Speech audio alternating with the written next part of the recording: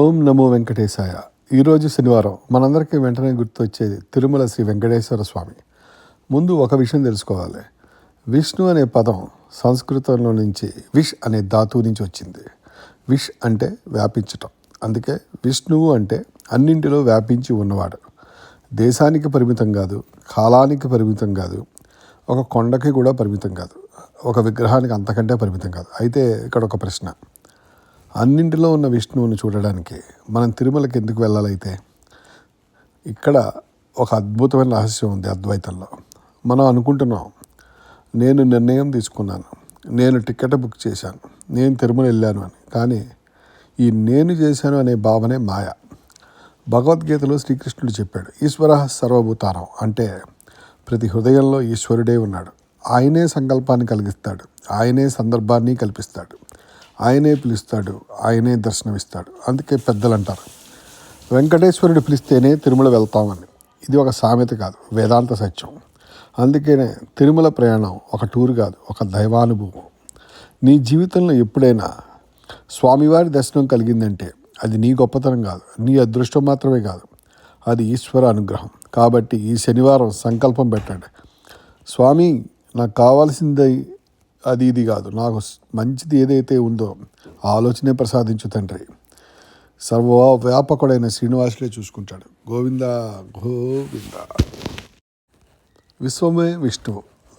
విష్ణువు విశ్వంలో లేడు, విశ్వమే విష్ణువు. ఈ ఒక్క మాట అర్థమైతే మన జీవితంలో సగం ప్రయాణం పూర్తయినట్టే. ఇప్పుడు ఇంకో ప్రశ్న, విష్ణువు తిరుమలలోనే ఉన్నాడా? అన్ని చోట్ల ఉన్నాడు. తిరుమలకి ఎందుకు వెళ్తున్నాం? మన కళ్ళు సర్వవ్యాపకత్వాన్ని చూడలేవు. అందుకే అదే సర్వవ్యాపక చైతన్యం ఒక రూపాన్ని ధరించి ఇక్కడి నుంచి ప్రారంభించి అంటుంది. అదే అర్చావతారం. విష్ణు సహస్రనామం అంటే 1000 పేర్లు కాదు, 1000 కోణాలు. మనం ఒక మనిషిని చూస్తే తండ్రి, కొడుకు, భర్త, డాక్టర్, స్నేహితుడు. ఒక మనిషికి ఎన్నో పేర్లు ఉంటాయి. అలాగే ఒక పరబ్రహ్మకు 1000 గుణాలు, 1000 దృష్టికోణాలు, 1000 అనుభవాలు. అదే సహస్రనామం. విశ్వం అంటే విశ్వమే ఆయన. విష్ణు అంటే వ్యాపించి ఉన్నాడు. వషట్కార అంటే యజ్ఞరూపుడు. భూత భవ్య భవత్ ప్రభు అంటే గతం, వర్తమానం, భవిష్యత్తు మూడింటికి ప్రభు. చూడండి, ఇది ఒక పురాణ కథ కాదు, ఇది కాలతత్వం. అద్వైతం ఏముంటుంది, నువ్వు దేవుణ్ణి వెతుకుతున్నావు, కానీ వెతుకుతున్న నువ్వు కూడా అదే చైతన్యం. చూస్తున్నది కూడా అదే, చూడబడుతున్నది కూడా అదే, అనుభవిస్తున్నది కూడా అదే. సర్వం కల్విదం బ్రహ్మ. మరి గాయత్రి మంత్రం, చాలామంది గాయత్రి మంత్రం అంటే పరీక్షలు బాగా రాయడానికి, బుద్ధి పెరగడానికి అనుకుంటారు. కానీ అది ఒక చిన్న ఫలితం. గాయత్రి అసలు ప్రార్థన ఏమిటి?